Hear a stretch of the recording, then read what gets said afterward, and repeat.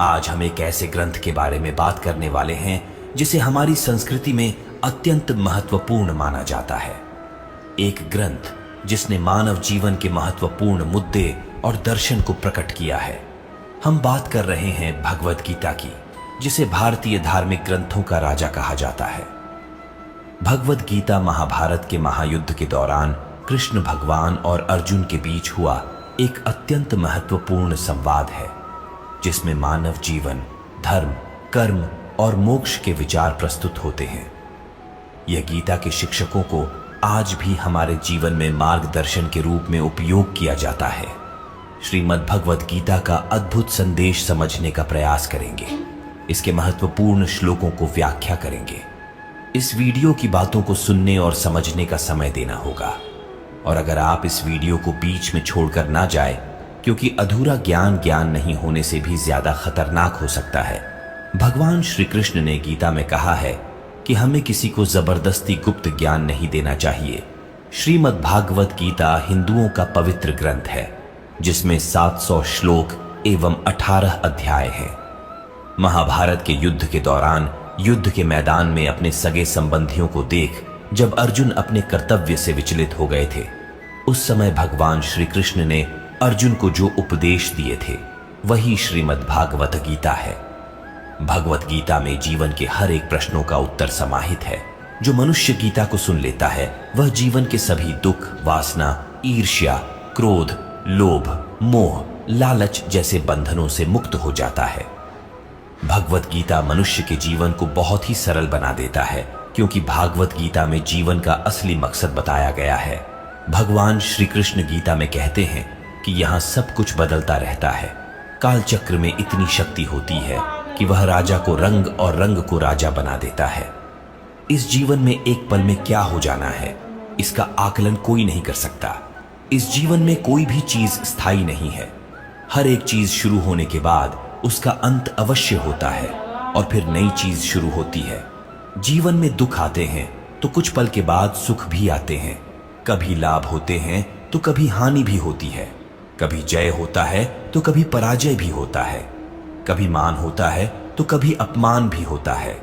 इसलिए मनुष्य को चाहिए कि वह दुख को भी अस्थायी समझकर उसे अपनाए। गीता में भगवान श्री कृष्ण अर्जुन को कहते हैं कि किसी चीज को शुरू करने के लिए कभी कोई सही समय नहीं होता। मनुष्य जब कोई चीज शुरू करता है वहीं उसके लिए सही समय होता है। जो मनुष्य सही समय के इंतजार में रहता है उसके लिए सही समय कभी नहीं आता और वह कभी भी अपने काम को शुरू नहीं कर पाता। ऐसे मनुष्य जीवन भर सही समय का इंतजार करते ही रह जाते हैं और कभी सफलता प्राप्त नहीं कर पाते। इसलिए मनुष्य को चाहिए कि सही समय की प्रतीक्षा करने के बजाय वह अभी से ही काम को शुरू करे। बीते कल और आने वाले कल की चिंता करना व्यर्थ है, क्योंकि बीते हुए कल को बदला जा सकता है और न आने वाले कल को देखा जा सकता है। मानव को वर्तमान का आनंद लेना चाहिए। भूतकाल में बीते घटनाओं को सोचकर एवं आने वाले कल की चिंता करके मनुष्य वर्तमान के सभी पलों को व्यर्थ गुजार देता है। जो हो गया सो हो गया और जो होगा उसे टाला नहीं जा सकता। इस सत्य को अपनाकर मनुष्य को वर्तमान के हर एक पल का आनंद उठाना चाहिए। हर व्यक्ति दुनिया को अपने अपने नजरिए से देखता है। जिसकी जैसी नजरिया है दुनिया उसके लिए उसी तरह है। दुनिया को बदलने से पहले खुद के नजरिया को बदलना जरूरी होता है। जिस दिन आपका नजरिया अच्छा हो जाएगा, ये दुनिया भी आपको बहुत अच्छी लगेगी। नजरिया हमारे व्यक्तित्व का बहुत अहम हिस्सा होता है। यही हमारे जीवन यात्रा की दिशा तय करता है। नजरिया सकारात्मक और नकारात्मक दोनों हो सकता है। नकारात्मक नजरिया होने से व्यक्ति केवल निराश और दुख पाता है, लेकिन सकारात्मक नजर से व्यक्ति को यह जीवन बहुत ही सरल और सहज लगने लगता है। क्रोध मानव के विनाश का कारण होता है, क्योंकि क्रोध से भ्रम पैदा होता है और भ्रम से बुद्धि विचलित हो जाती है। क्रोध में मानव को कुछ भी आभास नहीं रहता है।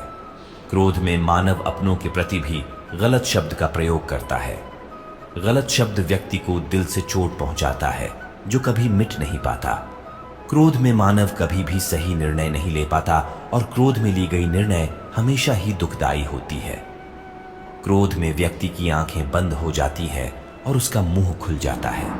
वह समझ ही नहीं पाता कि क्या सही और गलत है। क्रोध उसे गलत राह पर ले जाती है, इसलिए मनुष्य को क्रोध पर काबू करके मन को शांत रखना चाहिए। श्री कृष्ण कहते हैं कि कर्म करो, फल की इच्छा मत रखो, क्योंकि कर्म करना मनुष्य के अधीन है, लेकिन फल प्राप्त करना मनुष्य के अधीन नहीं है। मनुष्य अगर सच्चे दिल से और कर्म को धर्म समझकर कर्म कर रहा है तो उसे एक ना एक दिन कर्म का फल जरूर मिलेगा। जो मनुष्य फल की इच्छा रख के कर्म करता है वह सुख दुख के जाल में फंस जाता है, क्योंकि जब मनुष्य अपने कर्म से फल प्राप्त नहीं कर पाता तो दुख उसे घेर लेती है। फल की पहली चिंता करने से मनुष्य अपने कर्म को सही से नहीं कर पाता, लेकिन जो मनुष्य बिना फल की चिंता किए कर्म को करता है उसे फल अवश्य मिलता है और वही व्यक्ति ज्ञानी होता है। कृष्ण कहते हैं कि मन जिसके बारे में हम सुनते हैं लेकिन कभी देख नहीं पाते, क्योंकि मन हमारे शरीर का एक शक्तिशाली अदृश्य हिस्सा है। मन ही तो है जो मनुष्य में तरह तरह के भाव को उत्पन्न करता है और मनुष्य उसी के अनुसार व्यवहार करता है। मन मनुष्य को अपने जाल में इस कदर फंसा के रखता है कि मनुष्य लाख कोशिश कर ले, लेकिन वह अपने मन पर काबू नहीं कर पाता। मन काफी शक्तिशाली होता है, वह मनुष्य को अपने अधीन में रखता है और हमारा मन हमें चाहता रहता है। मन मनुष्य को घमंड की मदिरा पिलाकर मदहोश करने की शक्ति रखता है। मन मनुष्य को जीवन के अंत तक अपने जाल से निकलने नहीं देता, जिस कारण मनुष्य सदा जीवन के मोह माया में व्यस्त रहता है। हर मनुष्य की आत्मा के अंदर परमात्मा का प्रकाश है और उस परमात्मा का साक्षात्कार करने के लिए मनुष्य को अपने मन पर नियंत्रण करना चाहिए। एक बार मनुष्य मन पर काबू पाने में सफल हो जाए तो वह जीवन के मोह माया से बहुत आसानी से हट सकता है। मनुष्य का शरीर विनाशी है, उसका कोई अस्तित्व नहीं, लेकिन मनुष्य का आत्मा अविनाशी है। आत्मा कभी नहीं मरती, ये सदा अमर रहती है। आत्मा को ना कोई शस्त्र मार सकता है, ना कोई अस्त्र मार सकता है। मनुष्य का शरीर मृत्यु के बाद 5 तत्वों में विलीन हो जाता है, लेकिन आत्मा दोबारा नए शरीर में जन्म लेती है। इस प्रकार जो व्यक्ति जीवन के इस सत्य को समझ जाता है कि आत्मा कभी नहीं मरती, वह व्यक्ति कभी किसी के मरने का शौक नहीं मनाता, क्योंकि उसे पता है कि केवल शरीर मरा है, आत्मा तो जिंदा है। शरीर का नाश होने के बाद आत्मा दोबारा किसी अन्य शरीर का रूप लेगी। व्यक्ति जो कर्म कर रहा है वह पाप है या पुण्य, यह कार्य को करते हुए देखकर नहीं कहा जा सकता। व्यक्ति किसी भी कर्म को जिस भावना से करता है वही उस व्यक्ति के कर्म को पाप और पुण्य के रूप में परिभाषित करता है। उदाहरण के लिए कोई व्यक्ति धन के लालच में किसी की हत्या कर देता है, वही दूसरा व्यक्ति किसी की जान बचाने के लिए किसी दुष्ट व्यक्ति की हत्या कर देता है। यहां दोनों व्यक्ति के द्वारा किसी की हत्या की गई है। दोनों का ही कर्म समान है, लेकिन दोनों का कर्म पाप का भागीदारी नहीं है। लूट के उद्देश्य से हत्या करने वाले व्यक्ति का कर्म पाप का भागीदारी होगा, लेकिन किसी के जान बचाने के उद्देश्य से दुष्ट व्यक्ति की गई हत्या पाप की श्रेणी में नहीं आएगा। जिन चीज को पाने के लिए मनुष्य जीवन भर संघर्ष करता है, जिसे पाने के लिए अपनों से बगावत करता रहता है, जिसे पाने के लिए सब कुछ कर जाता है, उनमें से कोई भी चीज मृत्यु के दौरान उसके साथ नहीं जाती। इसलिए हर मनुष्य को जीवन के इस सत्य को अपनाकर संतुष्ट रहना चाहिए।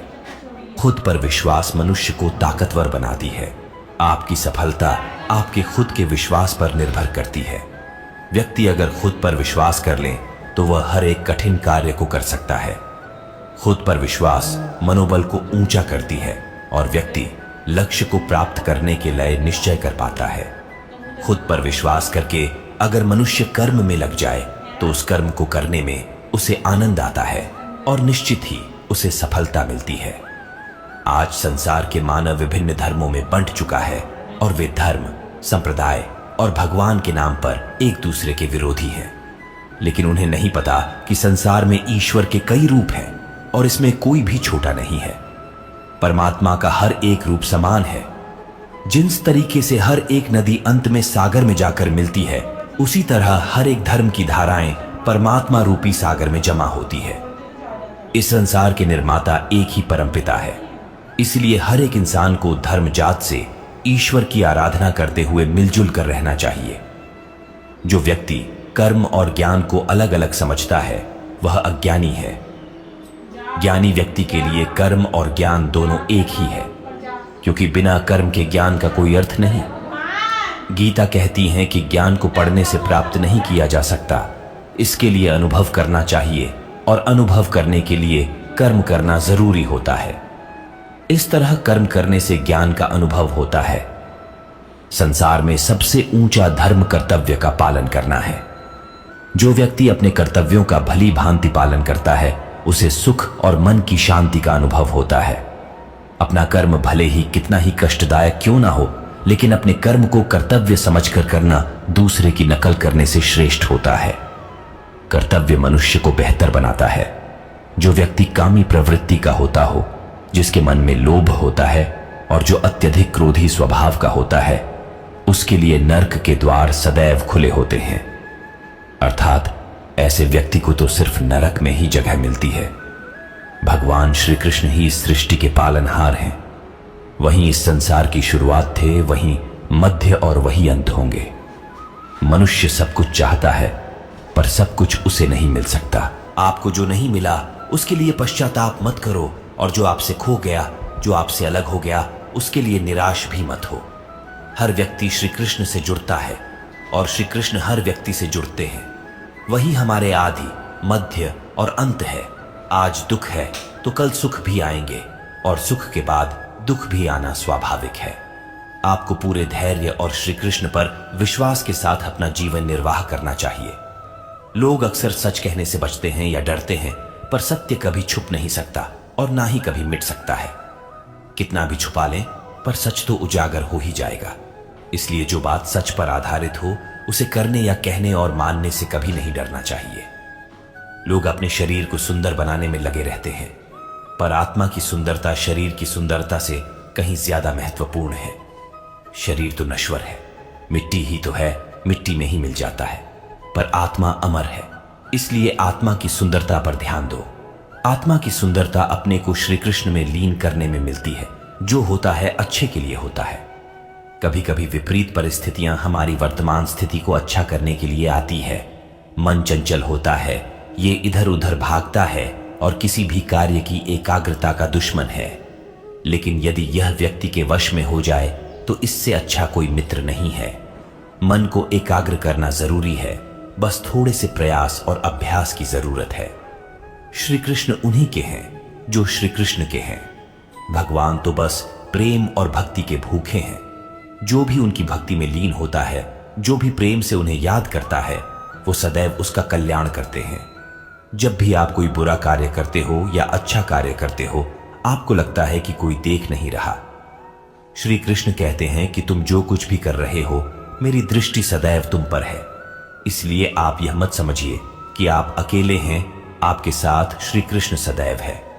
हमारी सफलता और असफलता इस बात पर निर्भर करती है कि हम खुद पर कितना विश्वास करते हैं। व्यक्ति जो चाहे बन सकता है यदि पूरे विश्वास के साथ अपने लक्ष्य पर लगातार चलता रहे। कहते हैं मन के हारे हार है और मन के जीते जीत। जिस प्रकार सकारात्मक विचारों से सफलता मिलती है, उसी प्रकार नकारात्मक विचार असफलता के मार्ग की ओर अग्रसर करते हैं।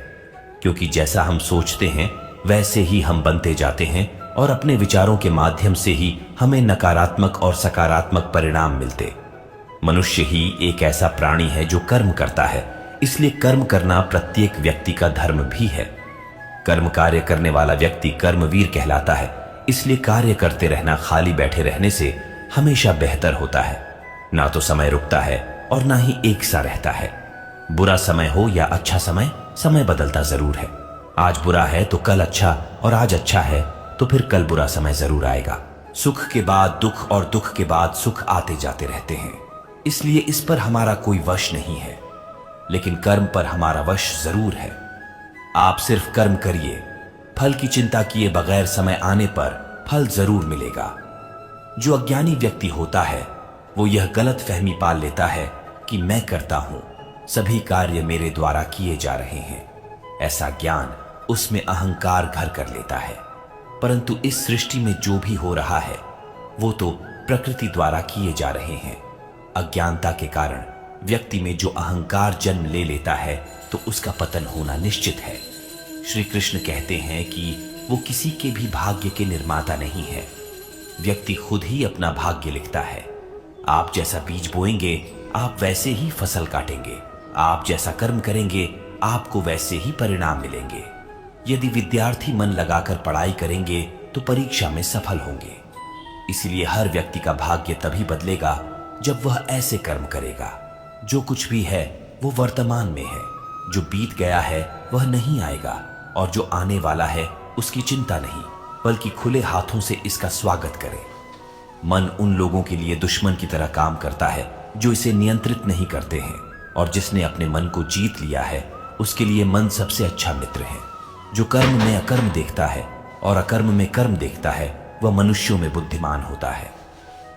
अच्छे लोगों की कृष्ण परीक्षा बहुत लेता है परंतु साथ नहीं छोड़ता, और बुरे लोगों को कृष्ण बहुत कुछ देता है परंतु साथ नहीं देता।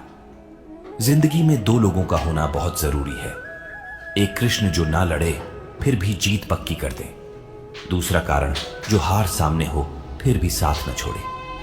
तू करता वही है जो तू चाहता है, होता वही है जो मैं चाहता हूं, तो तू वही कर जो मैं चाहता हूं। गलत कार्य करते समय बाएं दाएं आगे पीछे चारों तरफ देखता है, बस ऊपर देखना भूल जाता है। दोस्तों, आगे बढ़ने से पहले आपसे ये विनती है कि अगर इस वीडियो से आपने कुछ भी सीखा हो तो कमेंट में जय श्री राधे कृष्णा अवश्य लिख दीजिए और वीडियो को लाइक और शेयर कीजिए, और अजय हिंदी कहानियां चैनल को सब्सक्राइब कर दीजिए। श्री कृष्ण कहते हैं कि जन्म लेने वाले के लिए मृत्यु उतनी ही निश्चित है जितना कि मृत्यु होने वाले के लिए जन्म लेना। इसलिए जो अपरिहार्य है उस पर शोक मत करो। भरोसा अगर खुद पर रखो तो ताकत बन जाती है, और दूसरों पर रखो तो कमजोरी बन जाती है। आप कब सही थे इससे कोई याद नहीं रखता, लेकिन तुम कब गलत थे इसे सब लोग याद रखते हैं। समय और जिंदगी दुनिया के सर्वश्रेष्ठ शिक्षक है। जिंदगी समय का सदुपयोग सिखाती है और समय हमें जिंदगी की कीमत सिखाता है। अगर आप सही हो तो कुछ सही साबित करने की कोशिश ना करो, बस सही बने रहो। गवाही खुद वक्त देगा। जिंदगी के बारे में इतना भी मत सोचो, जिसने जिंदगी दी है उसने भी तो कुछ सोचा होगा ना। कभी किसी की बुराई मत करो, क्योंकि बुराई तुम में भी है और जुबान दूसरों के पास भी। अपने रिश्तों और पैसों की कद्र एक समान करें। दोनों को कमाना मुश्किल है लेकिन गंवाना बहुत आसान। अहंकार और संस्कार में फर्क है। अहंकार दूसरों को झुकाकर खुश होता है, संस्कार स्वयं झुककर खुश होता है। किसी से बहस में जीतने के बजाय उसे मौन रहकर पराजित करिए, क्योंकि जो आपके साथ हमेशा बहस करने के लिए तत्पर रहता है वह आपके मौन को कभी सहन नहीं कर पाएगा। शब्द और सोच दूरियां बढ़ा देते हैं, क्योंकि कभी हम समझ नहीं पाते और कभी हम समझा नहीं पाते। जो व्यक्ति आपको समझाए भी और स्वयं आपको समझे भी वही व्यक्ति दिल के सबसे करीब होता है। परंतु आज के समय में ऐसे व्यक्ति नसीब वालों को ही मिलते हैं। सुनने की आदत डालो, क्योंकि ताने मारने वालों की कमी नहीं है। मुस्कुराने की आदत डालो, क्योंकि रुलाने वालों की कमी नहीं है। ऊपर उठने की आदत डालो, क्योंकि टांग खींचने वालों की कमी नहीं है। नाम और पहचान भले ही छोटी हो मगर खुद की होनी चाहिए। सभी का सम्मान करना बहुत अच्छी बात है, पर आत्मसम्मान के साथ जीना खुद की पहचान है। बुरे लोगों को छोड़कर अच्छे लोगों की तलाश करने से बेहतर है कि हम बुरे लोगों की बुरी बातों को छोड़कर उनमें अच्छी बातों की तलाश करें। कुछ बोलने और तोड़ने में केवल एक पल लगता, जबकि बनाने और मनाने में पूरा जीवन लग जाता है। प्रेम सदा माफी मांगना पसंद करता है और अहंकार सदा माफी सुनना पसंद करता है। ठोकर लगने का मतलब यह नहीं कि आप चलना छोड़ दें, बल्कि ठोकर लगने का मतलब यह होता है कि आप संभल जाएं। किसी भी मूर्ख व्यक्ति के सामने अपनी समझदारी का परिचय देना भी मूर्खता कहलाता है।